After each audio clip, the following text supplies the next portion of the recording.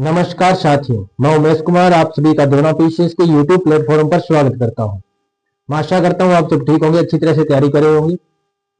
हम बात कर रहे थे ईओआरओ भर्ती परीक्षा के लिए महत्वपूर्ण राजस्थान नगर पालिका एक्ट 2009 के बारे में। राजस्थान नगर पालिका अधिनियम 2009 को हमने पढ़ना प्रारंभ किया था, जिसमें हमने अब तक 7 अध्यायों को देख लिया। आज हम देखने वाले नेक्स्ट अध्याय जो हमारे सिलेबस में मेंशन है वो है अध्याय 11। अध्याय 8, अध्याय 9 और अध्याय 10 हमारे सिलेबस में मेंशन नहीं है, तो आज हम देखने वाले हैं अध्याय 11 के साथ आज के सेशन को शुरू करते हैं। नगर पालिका अधिनियम 2009। नगर पालिका अधिनियम 2009, जिसमें आज जो अध्याय देखेंगे वो है अध्याय 11। आप सभी अवेयर होंगे इस बात से कि इस अध्याय का टाइटल क्या है। हमने आपको ये याद कराने की कोशिश की थी। इसका टाइटल था नगरीय विकास। नगरीय विकास एवं नगर योजना। नगरीय विकास एवं नगर योजना, जिसके अंदर हमें जो धाराएं देखनी है वो धाराएं हैं धारा 159 से लेकर के 199 तक की। आशा करता हूं आपको ये याद होंगे। हमने 11 के 11 अध्यायों को एक साथ याद करने की कोशिश की थी। उन 17 अध्याय यानी कि जो टोटल जो 17 अध्याय है हमने उनको एक साथ याद करने की कोशिश की थी। उनके टाइटल और उनमें कौन कौन सी धाराएं मेंशन है वो सारा हमने पढ़ने का प्रयास किया था। आशा करता हूं आपने वो वीडियो देखी होगी। नहीं देखी है तो आपको लिंक डिस्क्रिप्शन में मिल जाएगा, वहां से आप वीडियो देख सकते हो। हमारे इस सेशन की पहली ही वीडियो है नगर पालिका अधिनियम 2009 का। जब आप प्लेलिस्ट खोलो ओपन करोगे उसमें पहली ही वीडियो आएगी जिसके अंदर हमने 17 अध्यायों के टाइटल याद करने का प्रयास कर रखा है। तो एक बार आप जरूर इस वीडियो को देखिएगा। यदि आपने नहीं देखी है तो वो वीडियो भी जरूर देख लीजिएगा, यूट्यूब पर आपको उपलब्ध मिलेगी। अब आप देखेंगे जो धारा हम बात करेंगे 159 से 199 तक की धाराओं में। इस अध्याय में हमें क्या पढ़ना है कि किस प्रकार से एक नगर का विकास किया जा सकता है। जो नगर पालिका जो बनी है उसमें किस प्रकार से हम योजनाएं लाएंगे, विकास कौन कौन सी प्रकार से हम कर सकते हैं, जो सारी जो मेंशन बातें हम इसमें पढ़ने वाले हैं। तो शुरू करते हैं पहली धारा से। चैप्टर 11 का सेशन फर्स्ट, यानी उसको हम जो नाम देंगे वो है धारा 159। तो पहली धारा जिसका नाम क्या है, धारा 159। तो देखो सबसे पहले यही बात आती है, हमने इसमें नाम क्या लिखा, नगरीय विकास एवं नगर योजना। तो यहां से शुरू हो जाती है बातें योजनाओं के बारे में। योजना कैसे बनानी है, उसका प्रारूप कैसे है, कितने समय के लिए कौन सी योजना रहेगी, कितने क्षेत्र के लिए कौन सी योजना है, जनसंख्या के लिए कितनी जनसंख्या के लिए कौन सी योजना रहेगी, उस सारी की सारी बातों की डिटेल इस पूरे अध्याय में हमें देखने को मिलेगी। जिसमें हम आज जो पहले जो धारा देख रहे हैं उसके अंदर बताया गया है नागरिक सर्वेक्षण, यानी कि वो हमें ये योजना बनानी है। बनानी किस पे है, उन नागरिकों पे तो बनानी है जो इस नगर पालिका में रह रहे हैं। तो उस पहले नागरिकों का क्या करना पड़ेगा, सर्वेक्षण करना पड़ेगा। उसके बाद एक मास्टर विकास योजना, यानी कि एक बहुत ब्रॉड एक हमें योजना बनानी पड़ेगी। फिर उस ब्रॉड के अंदर हमें ब्रीफ ब्रीफ छोटी छोटी योजनाएं बनानी पड़ेंगी, जिसके लिए हम उस बड़ी योजना को क्रियान्वित अच्छी तरह से कर सकें। जैसे आपने भी देखा होगा जो नीति आयोग आया, जैसे पहले तो था योजना आयोग। योजना आयोग में था 5 वर्षों का योग, 5 वर्षों का प्रावधान रहा करता था योजना आयोग में, जिसे हम कहते हैं पंचवर्षीय योजना। पंचवर्षीय योजना। लेकिन उसके बाद में क्या किया गया, इसको 2012 में समाप्त कर दिया गया। 2012 में समाप्त इसको कर दिया गया और उसके बाद में हमारा लागू होता है। देखो 2012 में समाप्त किया गया, लेकिन 2017 में हमारा जब ये योजना आयोग का जो पंचवर्षीय योजना थी वो समाप्त होती है। उसके बाद 2017 से क्या प्रारंभ हो जाता है, हमारा नीति आयोग कार्य करना प्रारंभ कर देता है। तो उस नीति आयोग में क्या था, नीति आयोग में थी एक बड़ी योजना।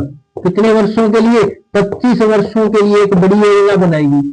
अब ऐसे तो है नहीं कि एक साथ 25 वर्षों का बजट तैयार कर दिया जाए या योजना बना दी जाए। इस 25 वर्षों का जो लक्ष्य था, जो टारगेट था, उसको पूरा करने के लिए वार्षिक योजना बनाई जाती है। क्या बनाई जाती है? वार्षिक योजना बनाई जाती है। उसी प्रकार से हम भी इस नगर पालिका में देख रहे हैं कि एक पहले हमें क्या बनानी पड़ेगी, एक मास्टर विकास योजना बनानी पड़ेगी, एक ब्रॉड योजना, ब्रॉड स्कीम तैयार करनी पड़ेगी। फिर उसके अंदर हमें छोटी छोटी जो योजनाएं हैं, जो विकास योजनाएं हम इसे कहेंगे, डेवलपमेंट स्कीम्स उन्हें कहेंगे, वो हमें चलानी पड़ेगी। तो उसी के हिसाब से बड़े लक्ष्य को पूरा करने के लिए हमेशा छोटे छोटे कदम उठाने पड़ते हैं। एक साथ यदि बड़े कदम उठाएंगे तो हमेशा फेल हो जाएंगे।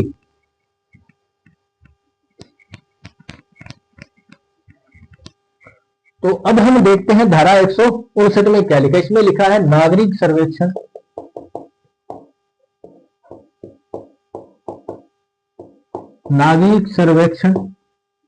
एवं मास्टर विकास योजना, नागरिक सर्वेक्षण तथा मास्टर विकास योजना,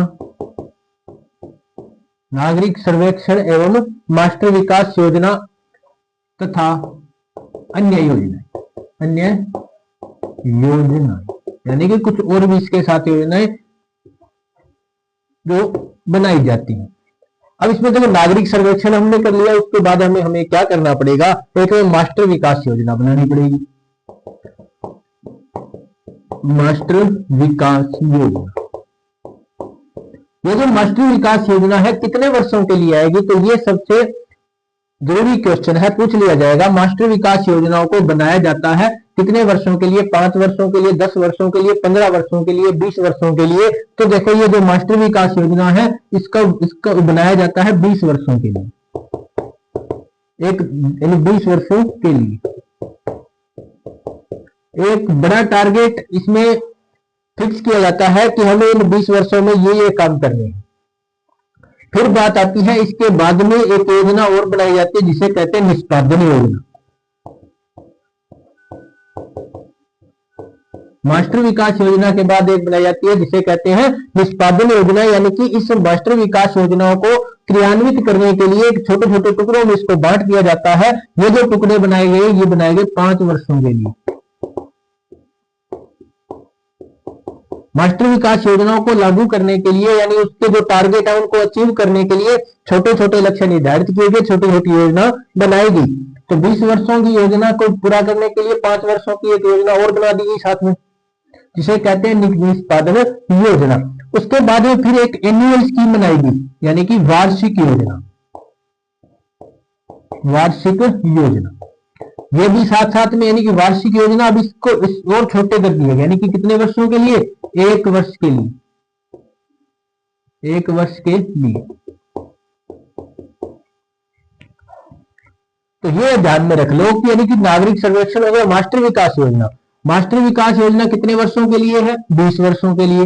पूछा जाएगा निष्पादन योजना तो कितने वर्षों के लिए? 5 वर्षों के लिए। वार्षिक योजना में ज्यादा सोचने समझने वाली बात है नहीं, कॉमन सेंस की बात है। वार्षिक का मतलब क्या होता है? 1 वर्ष होता है, मतलब 1 वर्ष के लिए कोई योजना चलाई जा रही है।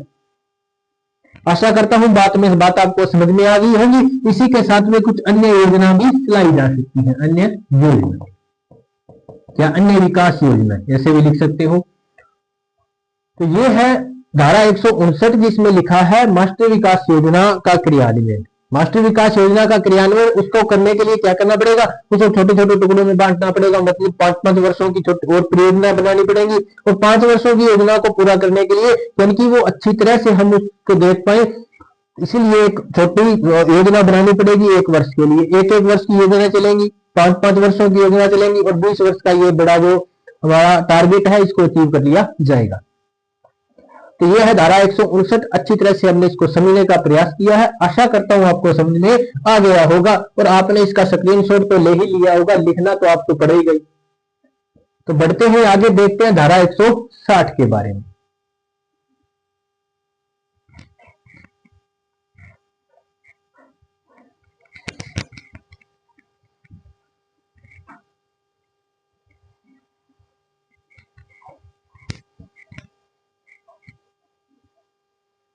धारा 160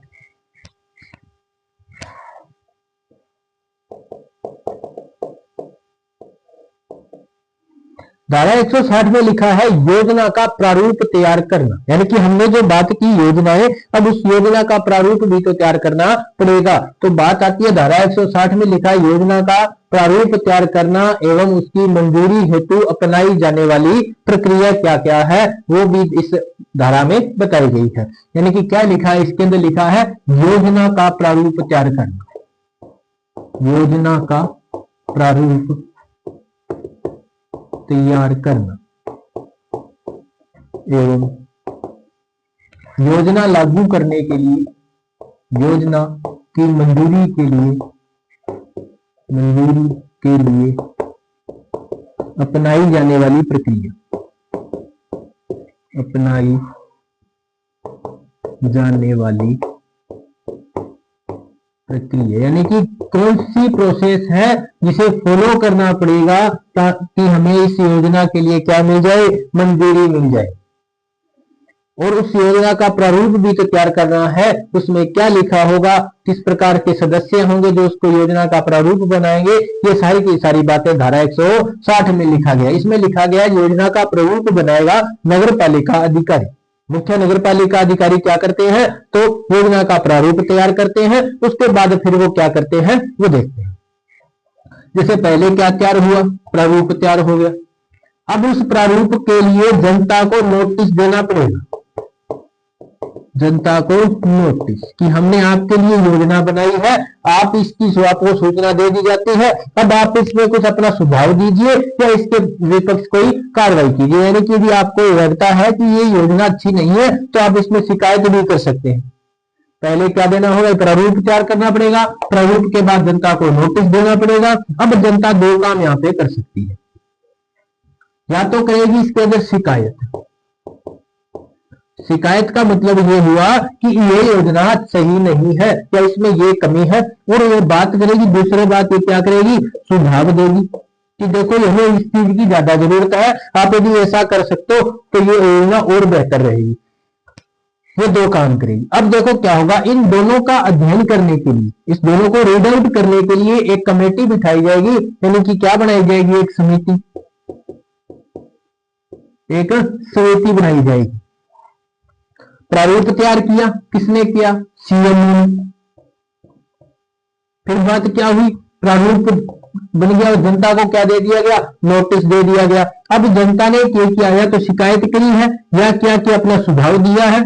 उसके बाद में फिर उसको रीड आउट करने के लिए क्या बनाएगी, समिति बनाई गई। अब ये समिति क्या करेगी, सिफारिश करेगी, किसे करेगी कि राज्य सरकार को।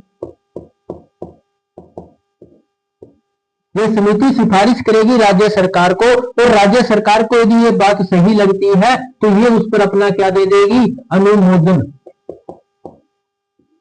ग्रांट दे देगी, और जिसके साथ ही क्या हो जाएगी, ये योजना लागू हो जाएगी। राज्य सरकार के अनुमोदन के बाद ही कोई योजना लागू होती है। पूछा जाएगा योजना लागू होती है, दे दिया जाएगा नगर पालिका अधिकारी द्वारा, नगर पालिका द्वारा, राज्यपाल द्वारा या राज्य सरकार द्वारा। तो योजना लागू होती है राज्य सरकार के अनुमोदन के बाद, यानी कि राज्य सरकार योजनाओं को लागू करती है। क्वेश्चन पूछे जा सकते हैं, क्वेश्चन पूछने का ट्रेंड किसी भी प्रकार का हो सकता है, आपको वो देखने पड़ेंगे क्वेश्चन कितने टाइप के बन सकते हैं। प्रत्येक लाइन से आपको क्वेश्चन बनाने आने चाहिए। कहते हैं ना कि युद्ध भूमि में युद्ध हो उससे पहले मनोभूमि में खेला जाता है। युद्ध से पहले आपने यदि अभ्यास कर रखा है युद्ध का, तो आप युद्ध में हारोगे नहीं। मतलब ये हुआ कि आप जो एग्जाम हॉल में बैठे हो, एग्जाम दे रहे हो, उसमें जो क्वेश्चन आपके सामने आएगा, यदि उस जैसे क्वेश्चन यदि आपने पहले हल कर रखे होंगे तो आपको दिक्कत नहीं आएगी, क्योंकि वो सारे के सारे क्वेश्चन आपने रीड आउट कर रखे हैं, समराइज कर रखे हैं आपने वो सारी की सारी बातें। आपके लिए ये बेहतर रहेगा कि पहले क्वेश्चन बना करके देखें अपने आप से। अब एक एक लाइन से आपको क्वेश्चन बनाने आने चाहिए, फिर आपको पता चलेगा कि किस प्रकार का क्वेश्चन पूछा जाएगा। यदि आपने एक एक लाइन से दो दो क्वेश्चन बना रखे हैं अपने इस पूरे सिलेबस के, यदि आपने 1000-1500 क्वेश्चन भी बना लिए तो क्वेश्चन तो आपने हर भांति के बना लिए, तो किसी भी प्रकार का क्वेश्चन आपसे परे नहीं जाएगा। आपके 40 में से कम मैं कहता हूं 37-38% तो श्योर सही हो जाएंगे। अब बात आती है, देखो धारा 160 में हमने बात कर ली, क्या बात करी, प्रारूप तैयार किया किसने, सीएमओ ने तैयार किया, जनता को नोटिस दिया, जनता ने या तो शिकायत की है या सुझाव दिया है, फिर उन शिकायत या सुझाव पर रीड आउट करने के लिए समिति बनाएगी, उस समिति ने राज्य सरकार को सिफारिश की, राज्य सरकार ने अनुमोदन दिया, योजना लागू हो गई। क्वेश्चन पूछा जाएगा समिति में सदस्य कौन से होंगे, यानी कि ये जो शिकायत और सुझाव पर जो रीड आउट करने के लिए जो समिति बनाएगी, उस समिति में सदस्य कौन से होंगे, पूछा यहां से भी जा सकता है क्वेश्चन। तो क्यों ना हम इसको देख ले, इसमें कौन कौन से सदस्य शामिल हो सकते हैं। तो इसका स्क्रीनशॉट आपने ले लिया होगा, ये प्रोसेस आपको समझ में आ गई होगी, ज्यादा इसमें कोई दिक्कत नहीं है, लेकिन थोड़ी सी यहाँ समझने वाली बात थी तो इसलिए आपको समझा भी दिया। अब देखो देखते हैं आगे समिति में सदस्य कौन कौन से हो सकते हैं।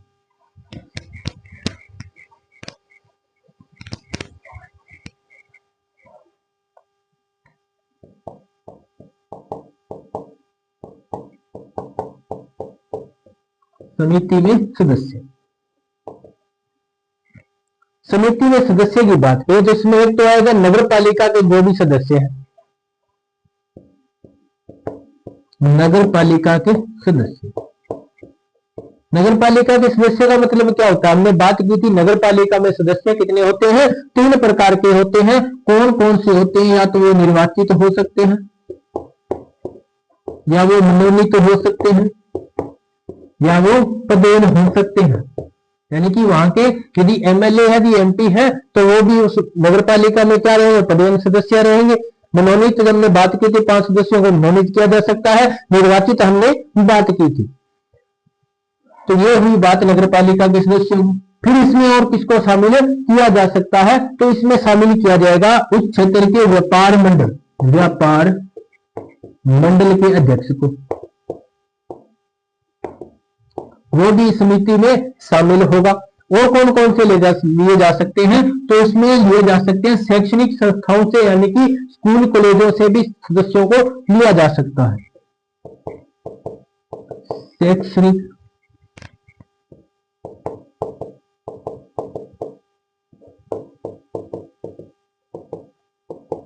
संस्थाओं से 6 सदस्य,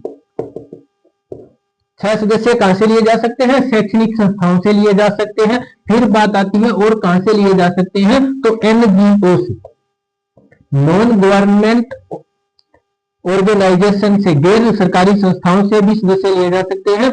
एनजीओ से कितने सदस्य, 6 सदस्य लिए जा सकते हैं।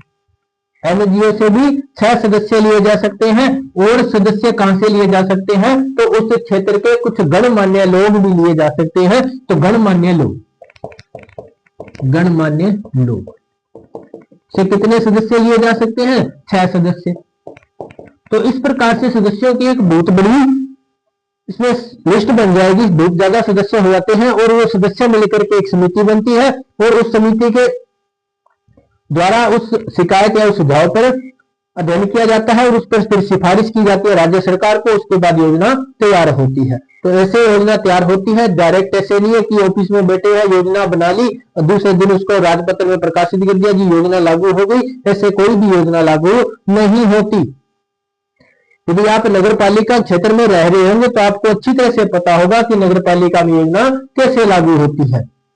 तो ये बात ही धारा 160 के बाद। अब देखेंगे धारा 161 के बारे में। उससे पहले आप इसका स्क्रीनशॉट ले लीजिए ताकि हमें आगे बढ़ना आसान हो जाए। तो इसका स्क्रीनशॉट आपने ले लिया होगा। बढ़ते हैं आगे, देखते हैं धारा 161 के बारे में।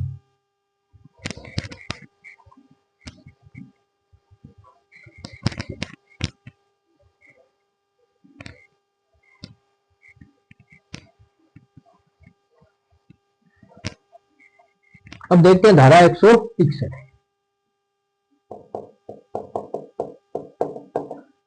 हमने बात की धारा 160 में कि योजना का प्रारूप कैसे तैयार होता है। तो प्रारूप तो हमने तैयार कर दिया। अब योजना लागू करनी है तो योजना लागू करने की दिनांक क्या रहेगी वो बात लिखी गई है धारा 161 में। इसमें लिखा है योजना के प्रवर्तन की दिनांक, प्रवर्तन की दिनांक, योजना के प्रवर्तन की दिनांक कब हो सकती है। यदि आप कॉमन सेंस लगाओ तो आपको पता होगा या तो राज्य सरकार का अनुमोदन मिल गया हो, या अलग से किसी लोक नोटिस में ये मेंशन कर दिया हो किसी दिनांक के बारे में, तो उस दिनांक को योजना लागू हो जाएगी। जिसमें आप ये लिख लेना, एक तो राज्य सरकार के अनुमोदन के बाद, राज्य सरकार के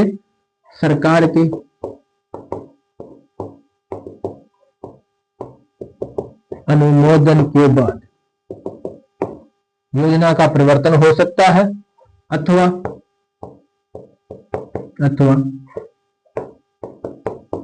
अलग से लोक नोटिस में किसी दिनांक का उल्लेख किया जा सकता है।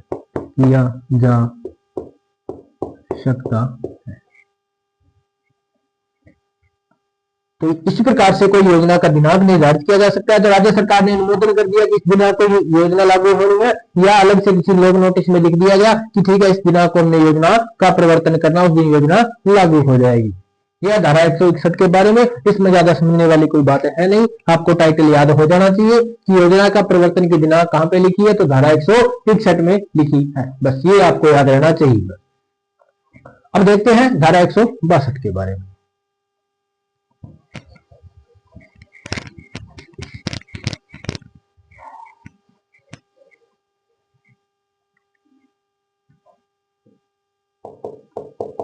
धारा 162, इसमें लिखा है योजना का पश्चातवर्ती उपांतरण, यानी कि योजना में बाद में जैसे योजना कोई लागू हो गई तो उसके बाद उसमें किस प्रकार से बदलाव किए जा सकते हैं वो लिखा गया है। किसमें, तो धारा 162 में तो लिखा गया योजना में पश्चातवर्ती उपांतरण। उपांतरण का मतलब होता है बदलाव, यानी इसको आप समझ सकते हो बदलाव या परिवर्तन। योजना में पश्चातवर्ती उपांतरण, यानी कि योजना कोई लागू हो गई उसके बाद यदि उसके अंदर कोई भी प्रकार की परिवर्तन करना है लागू होने के बाद, तो कैसे किया जाएगा, तो वो राज्य सरकार की मंजूरी के बाद में ही किया जाएगा, क्योंकि योजना लागू भी तो राज्य सरकार की अनुमति के बाद में ही होती है। इसी प्रकार से यदि हमने योजना में कोई बाद में भी बदलाव करना है तो राज्य सरकार के अनुमोदन के साथ करना पड़ेगा। इसमें लिख सकते हूं योजना लागू होने के बाद यदि उसमें कोई परिवर्तन करना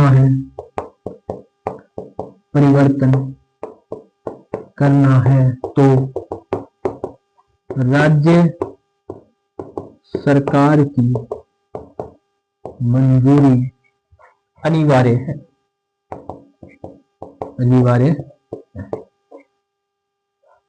और बात करेंगे कि वो बदलाव किया किसमें जाएगा, लेकिन उसमें ये लिखा गया है कि किया कहां नहीं जा सकता, तो इसमें लिखेंगे निम्न में बदलाव नहीं किया जा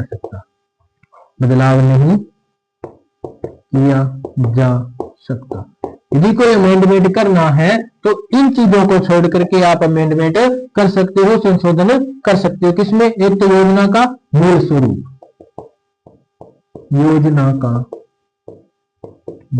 स्वरूप, जैसे हम बात करते हैं संविधान संशोधन की, तो संविधान के मूल संरचना पर, मूल ढांचे में परिवर्तन नहीं किया जा सकता। उसी प्रकार से योजना के भी मूल स्वरूप में परिवर्तन नहीं किया जा सकता। धारा अनुच्छेद 368 ये कहता है कि भारतीय संविधान के मूल ढांचे में संशोधन नहीं किया जा सकता। उसी प्रकार से योजना का मूल स्वरूप है उसमें भी संशोधन नहीं किया जा सकता। ये बात कहती है धारा 162।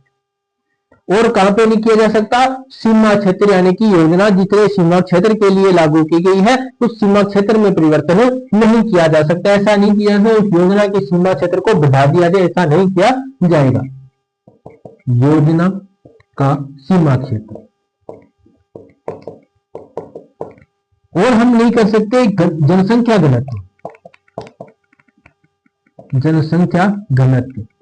इस जनसंख्या घनत्व से मतलब है जितनी जनसंख्या के लिए योजना लागू की गई है, जितनी जनसंख्या हेतु योजना लागू की गई है। उसमें परिवर्तन नहीं कर सकते। इसमें ना तो जनसंख्या को घटा सकते हैं ना बढ़ा सकते हैं। किसके लिए? योजना के लिए ऐसा नहीं कर सकते। पहले 10 लाख, पहले 1 लाख लोगों के लिए ये योजना लगाई चालू की गई थी, अब 1,20,000 लोगों के लिए योजना बना दे या 80,000 लोगों के लिए योजना बना दे, ऐसा नहीं किया जा सकता। ना ही उसका सीमा क्षेत्र बदला जा सकता है, ना ही योजना का मूल स्वरूप बदला जा सकता है। और उसके बाद यदि उसमें कोई बजट कम ज्यादा करना है वो कर सकते हैं, और उसमें कोई स्कीम और जोड़ सकते हैं। ये सारी चीजें उसमें हम कर सकते हैं, लेकिन ये चीजें हम उसमें नहीं बदल सकते। तो धारा 162 हमने देख लिया। अब देखेंगे धारा 163 के बारे में।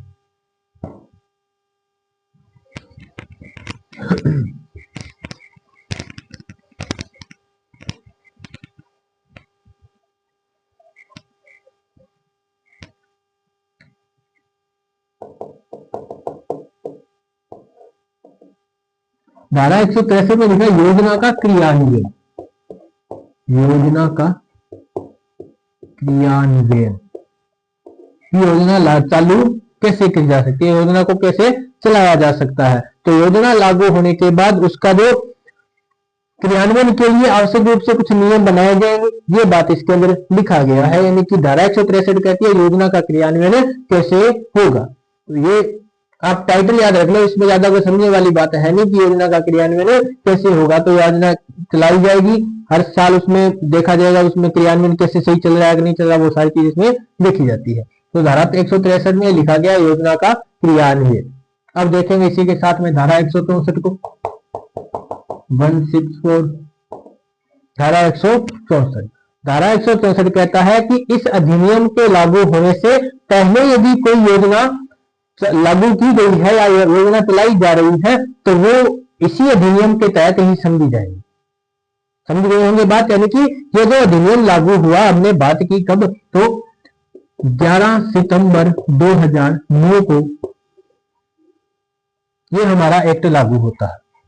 उससे पहले यदि कोई योजना चलाई जा रही थी वो अब इसी अधिनियम के तहत ही समझी जाएंगी। या किसी क्षेत्र में यदि किसी क्षेत्र को नई नगर पालिका घोषित किया जाता है तो घोषित करने से पहले जिस क्षेत्र में कोई योजना चल रही थी तो वो भी अब इसी के तहत ही समझी जाएगी। ये बात लिखी धारा 164 में।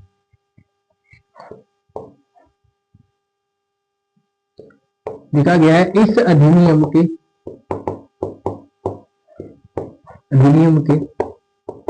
लागू होने से पहले यदि कोई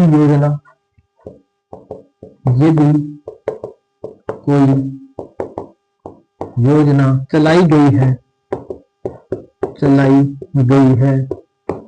तो वह इसी अधिनियम के तहत समझी जाएगी। इसी अधिनियम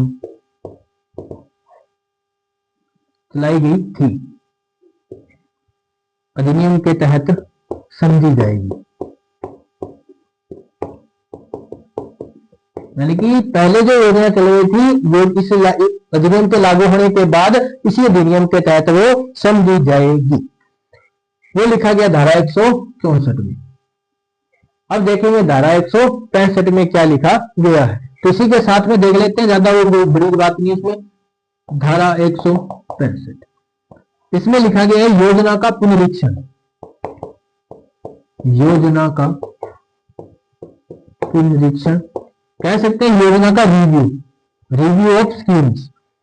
यानी योजना का पुनरीक्षण करना है कितने समय, यानी कि योजना सही तरह से चल रही है या नहीं चल रही वो हमें देखना है। तो क्या कितने वर्षों बाद देखना है, तो 10 वर्षों बाद।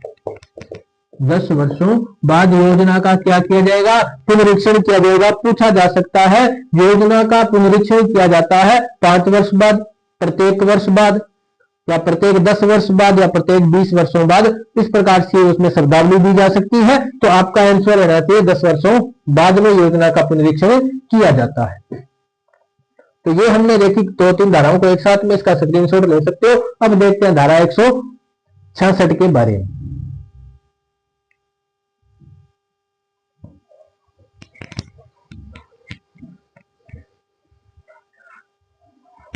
अब देखते हैं धारा 166 को।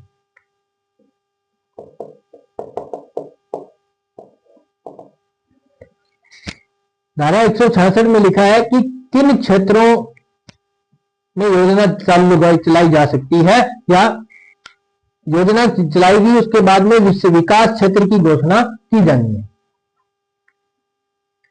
इसमें लिखा गया है विकास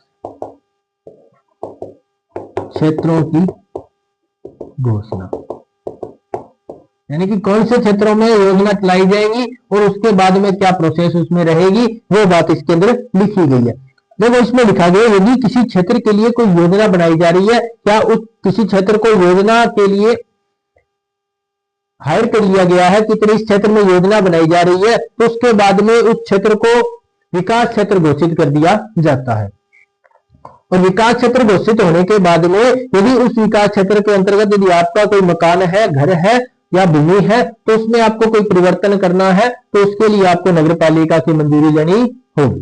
ये बात लिखी गई है इसके अंदर, यानी कि जिन क्षेत्रों में योजना लागू होनी है उन क्षेत्रों को क्या कर दिया जाएगा, विकास क्षेत्र घोषित कर दिया जाएगा। इसमें लिखा है यदि किसी क्षेत्र हेतु योजना लागू करनी है तो उसे विकास क्षेत्र घोषित कर दिया जाता है, घोषित कर दिया जाता है। उसके बाद लिखा गया है विकास क्षेत्र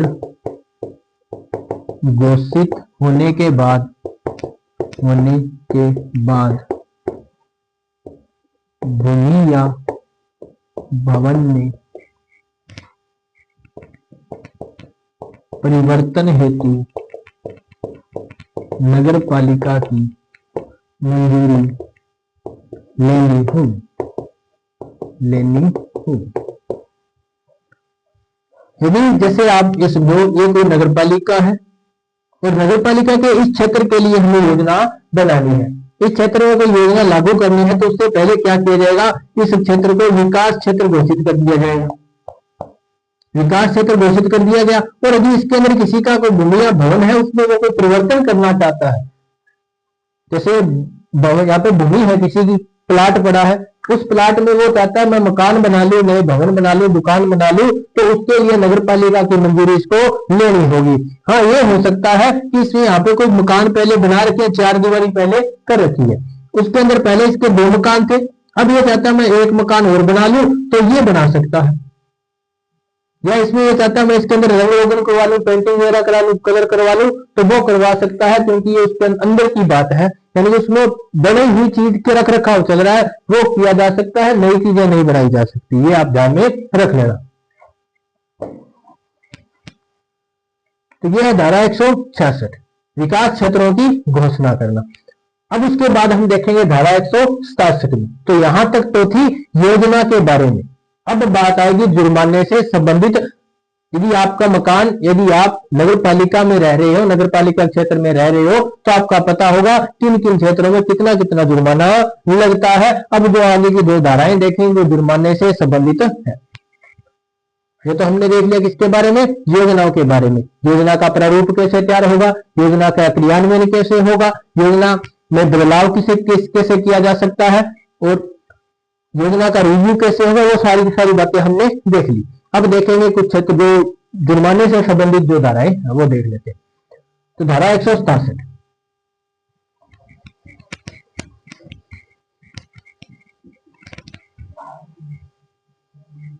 धारा 167 कहती है कि यदि आपने अनऑथोराइज्ड विकास किया है या योजना के असंगत उपयोग हेतु या भूमि या भवन का प्रयोग में लिया, उसके लिए क्या क्या जुर्माना आपको लग सकता है।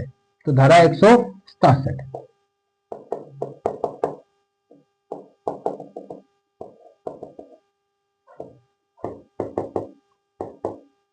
अनाधिकृत विकास अथवा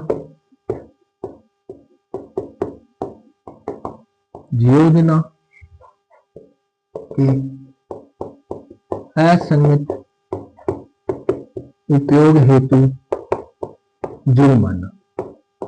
जुर्माना भी लिखा जा सकता है, शास्ति भी लिखा जा सकता है। तो इसमें इतना ध्यान रखना, यदि आपने कोई अनऑथराइज्ड कोई विकास किया है, जैसे आपको बताया गया था कि आप अपना भवन 1 मंजिल बनाएंगे और आपने यदि 2 मंजिल भवन बना लिया, यदि आपको 1 मंजिल के लिए यदि ऐसा कर दिया, आपको 2 मंजिल के लिए अथॉराइज कर दिया गया कि ठीक है आप 2 मंजिल बना सकते हो, तो उसके बाद यदि आपने तीसरी मंजिल बना ली या 1 मंजिल के लिए कहा गया था आपने 2 मंजिल मकान बना लिए, तो आप पर जुर्माना लगेगा, आप पर जुर्माना लगेगा। तो इसमें जुर्माना कितना लगेगा? 5,000 रुपए। जुर्माना कितना लगेगा? 5,000 रुपए। 5,000 रुपए जुर्माना लगेगा और उस अनाधिकृत विकास को तोड़ दिया जाएगा, हटा दिया जाएगा। यदि आपने 1 मंजिल का कहा गया था 2 मंजिल बना लिए, तो दूसरी मंजिल को तोड़ दिया जा सकता है और जुर्माना तो आपसे लिया ही जाएगा। और यदि आपने उसको अपने आपको कह दिया कि ठीक है इतने दिनों में आपको तोड़ना है, जैसे आपको 10 दिन की सीमा दे दी है, 1 माह के बाद 1 माह की आपको नोटिस दे दिया, 1 माह के अंदर ये ऊपर वाला जो आपने वो बनाया ना अधिकृत विकास, इसको क्या करो, तोड़ दो, तो आपको कितना जुर्माना देना? 5,000 रुपए जुर्माना देना पड़ेगा। यदि आपने 1 माह के अंदर भी इसको नहीं तोड़ा गया, तो उसके बाद में आपसे 100 रुपया प्रतिदिन का जुर्माना और लिया जा सकता है। और इसको तोड़ने में जो भी नगर पालिका का जो खर्चा लगेगा, यदि नगर पालिका इसको तोड़ती है तो नगर पालिका का जो भी खर्चा लगेगा वो आपको यहाँ पे देना पड़ेगा।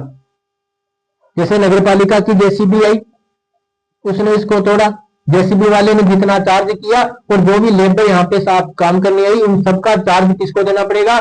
आपको देना पड़ेगा, यदि आपने इसको कोई अनऑथराइज्ड विकास कर रखा है। आगे वो बात आपको समझ में, तो इसमें लिखा गया है 100 रुपए प्रतिदिन।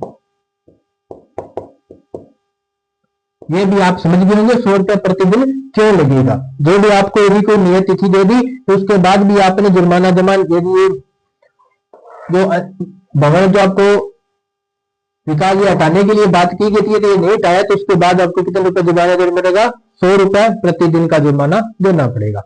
ये है धारा 167 के बारे में। अब देखेंगे धारा 168 के बारे में, इसका स्क्रीनशॉट आप ले सकते हो। अब देखते हैं धारा 168 के बारे में।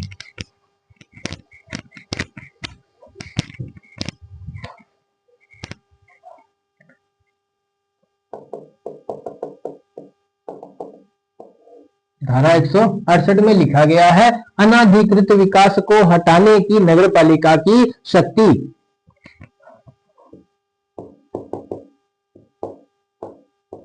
अनाधिकृत विकास को हटाने की नगर पालिका की शक्ति।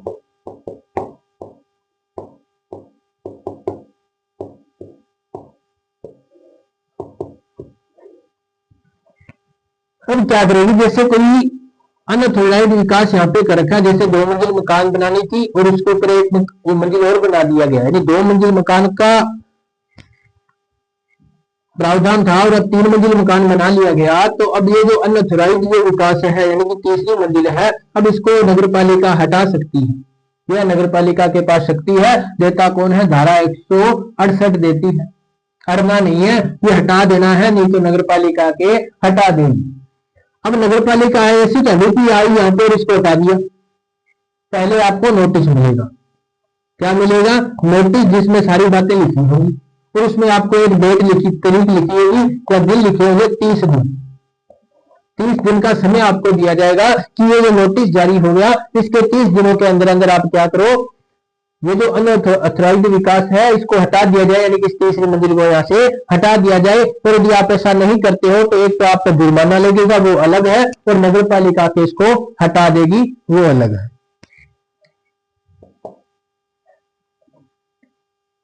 इसमें लिखा गया है, अनाधिकृत विकास को हटाने से पूर्व नोटिस दिया जाएगा, नोटिस दिया जाएगा, नोटिस दिया जाएगा। नोटिस जारी होने की 30 दिन के अंदर यदि अनाधिकृत विकास नहीं हटाया जाता है तो वही बात 5,000 रुपए जुर्माना भरना पड़ेगा, जुर्माना देना होगा। और नगर पालिका यदि आप हटाएगी तो उसका जो भी खर्चा होगा उस मालिक से लिया जाएगा जिसका यहाँ पे मकान है या जिसने ये अनाधिकृत विकास कर रखा है। ये बात किसमें लिखी गई? धारा 168 में। अड़ना नहीं, अपने आप हटा देना है, नहीं तो नगर पालिका की हटा देगी। अब बात करते हैं धारा 169 के बारे में।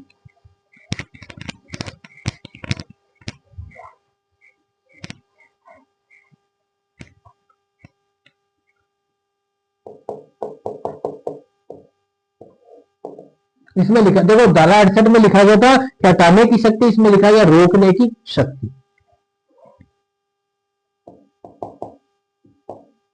अनाधिकृत विकास को रोकने की शास्ति या शक्ति या जुर्माना, यानी कि जिसे रोक दिया तो ठीक है, नहीं रोका तो उसको जुर्माना देना पड़ेगा। इसमें क्या होगा कि जो नगर पालिका जो अधिकारी है वो पुलिस बल की सहायता ले सकता है। यदि किसी को कहा गया कि आप ये जो मकान बना रहे हो ये अथोराइज नहीं है, आप यहाँ पे इलीगल तरीके से मकान बना रहे हो, 1 मंजिला बनाना था या 2 मंजिला बनाना था, इससे ऊपर आपको नहीं जाना था और आप जा रहे हो, आप इलीगल हो, आप इसको हटा दीजिए, ये जो विकास चल रहा है इसको रोक दिया जाए। यदि उस काम को नहीं रोका जाता है तो नगर पालिका अधिकारी पुलिस बल की सहायता ले सकता है। और जो व्यक्ति जिसके मकान जो जिसने कोई अनाधिकृत विकास कर रहा है तो उसको जुर्माना भी भरना पड़ सकता है। कितना? वही 5,000 रुपए जुर्माना, या उसके बाद भी 200 रुपए प्रतिदिन का भी जुर्माना उसको देना पड़ सकता है। तो रोकने के लिए क्या करेगा? जो CMO है, मतलब चीफ म्युनिसिपल ऑफिसर, मुख्य नगर पालिका अधिकारी, यानी कि एग्जीक्यूटिव ऑफिसर, मतलब कि आप जब आप नगर पालिका अधिकारी बनोगे तो आप इस विकास को रोकने के लिए किसकी सहायता लोगे? तो पुलिस की सहायता ले सकते हो, पुलिस की सहायता ले सकते हैं। और जुर्माना किसको भरना पड़ेगा? जो अनाधिकृत विकास कर रहा है। कितना जुर्माना? 5,000 रुपए जुर्माना, साथ में आप लिख सकते हो 200 रुपए प्रतिदिन, यानी कि जो समय निकलने के बाद जुर्माना देना पड़ता है वो है 200 रुपए प्रतिदिन। वो जुर्माना किसके लिए है? वो है लेट फीस के लिए, पेमेंट नहीं करने के लिए जुर्माना होता है, अतिरिक्त जो जुर्माना है। ये किसमें आएगा? धारा 169 में। अब देखेंगे धारा 170 में क्या लिखा गया है, लिख लिया होगा आपने, देखेंगे धारा 170 में।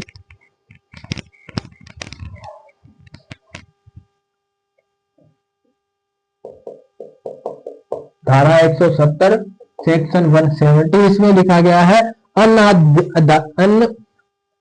अनाधिकृत अस्थायी विकास को हटाने की शक्ति।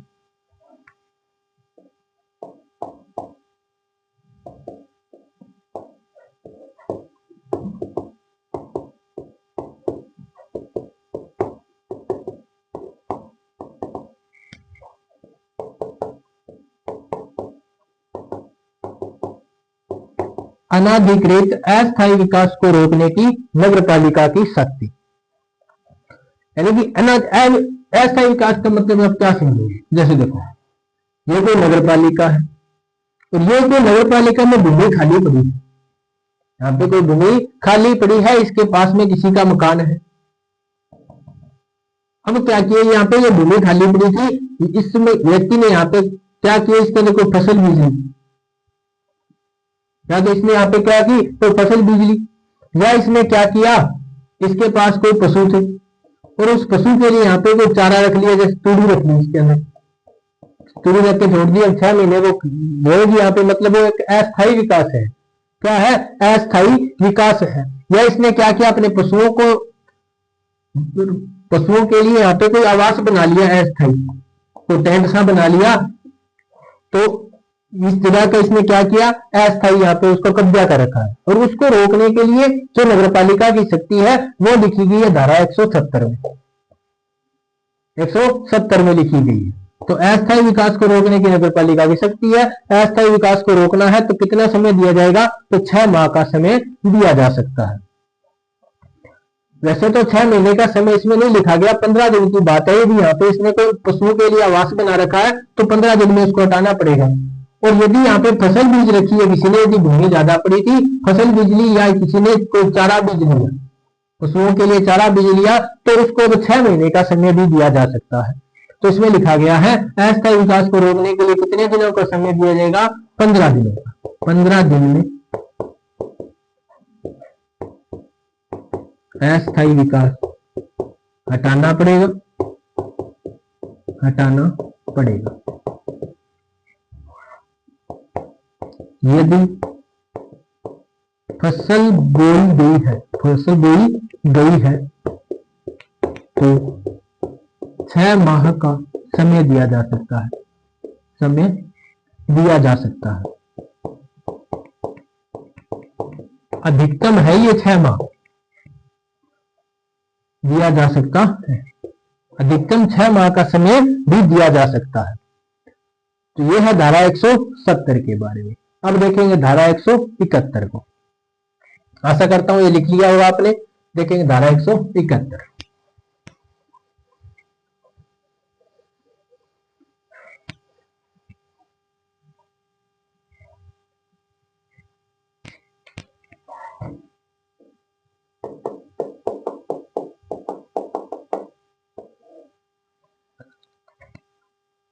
धारा 171 में लिखा है भूखंड के विभाजन या पुनर्गठन या उसमें कोई निजी मार्ग बनाना है तो उसके लिए क्या करना पड़ेगा, यानी कि उसके लिए किसकी अनुमति लेनी पड़ेगी। तो वो बात लिखी गई इसके अंदर। जैसे देखो आप समझो, ये कोई नगर पालिका है और इस नगर पालिका में ये किसी का प्लाट पड़ा है। अब ये चाहता है कि मैं इस प्लाट के 2 भाग कर दूं, एक में मैं आप करा रहा हूँ, एक दूसरा है तो इसको शेयर कर दिया जाए या उसको रेंट पर दे दिया जाए। तो इसके क्या कितने भाग कर रहा है, 2 भाग, यानी किसी भूखंड का क्या कर रहा है, विभाजन कर रहा है। या क्या कर रहा है, इस भूखंड में कोई अपना निजी मार्ग निकाल रहा है कि ठीक है ये मेरी भूमि पड़ी है और इसके बीच से मैं कोई अपना निजी रास्ता निकालना चाहता हूं, तो उसके लिए उसको क्या करना पड़ेगा, वो किसमें लिखा गया है, इसमें लिखा गया। या क्या कर रहा है, पुनर्गठन, यानी इसको दोबारा बना रहा है। सारा का सारा यहाँ पे कोई प्लाट बना हुआ था, उस प्लाट को तोड़ फोड़ करके दोबारा बना रहा है, उसका पुनर्गठन कर रहा है, तो उसके लिए क्या करना पड़ेगा, वो बात लिखी है धारा 171 में।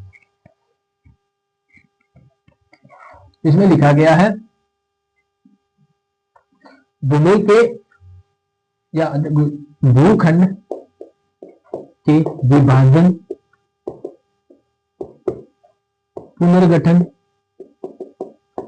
पुनर्गठन अथवा निजी मार्ग हेतु नगर पालिका की अनुमति किससे लेनी पड़ेगी, तो नगर पालिका में बना रहे तो नगर पालिका से अनुमति लेनी पड़ेगी। तो ये बात इसके अंदर लिखी है। ज्यादा इसमें देखो समझने वाली कोई बात है नहीं। यदि आप भूखंड का विभाजन कर रहे हो, भूमि का विभाजन कर रहे हो, 2 भाग कर रहे हो, उसके तो आपको अनुमति लेनी पड़ेगी। पुनर्गठन कर रहे हो तो भी अनुमति लेनी पड़ेगी। और यदि आप उसके अंदर कोई निजी मार्ग निकाल रहे हो तो भी आपको क्या करनी पड़ेगी, तो अनुमति लेनी पड़ेगी। और अनुमति ऐसे तो नहीं आप नगर पालिका के पास गए और आपने अनुमति मांगी और आपको अनुमति मिल गई, हो सकता है वो उसको स्वीकार करे और हो सकता है उसको अस्वीकार भी कर दे आपकी अनुमति को, तो कुछ भी वहां पे हो सकता। तो लेकिन आपको अनुमति नगर पालिका से लेनी पड़ेगी। ये बात लिखी है धारा 171 में। अब देखते हैं धारा 172 को।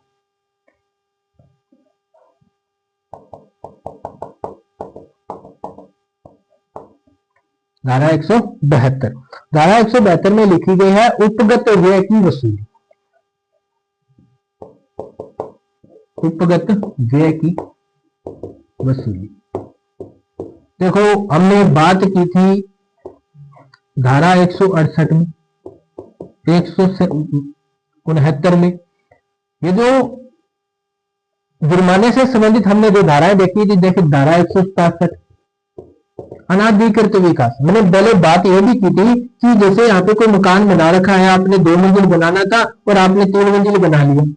अब इस तीसरी मंजिल को तोड़ने के लिए जो भी नगर पालिका की जेसीबी आएगी, उसका जो भी खर्चा लगेगा वो आपसे लिया जाएगा, यानी कि उससे लिया जाएगा जिसने ये अनाधिकृत विकास कर रखा है। बात आपको समझ में आ गई होगी।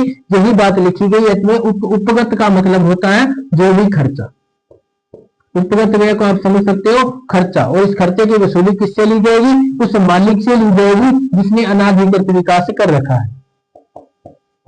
उस मालिक से, मालिक या व्यक्ति से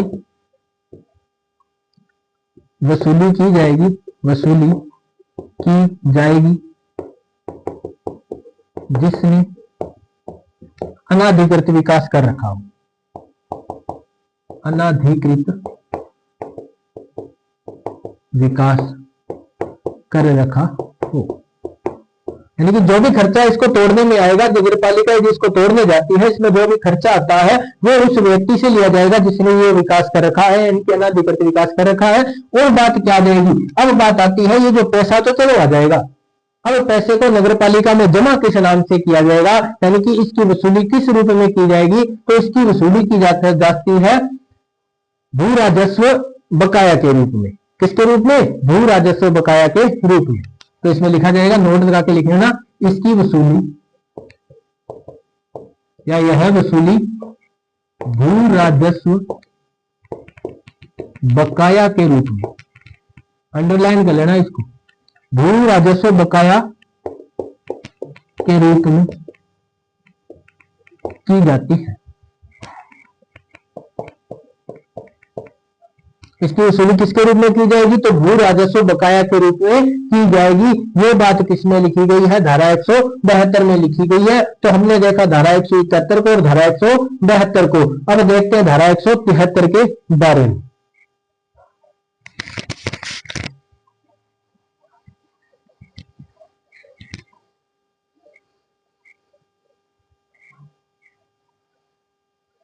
अब देखेंगे धारा 173 को। धारा 173 में क्या लिखा गया है?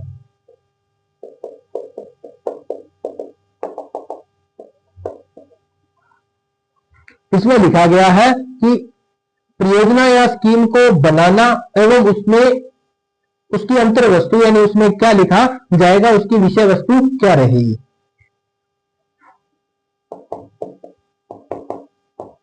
परियोजना एवं स्कीम को बनाना तथा उसकी विषय वस्तु।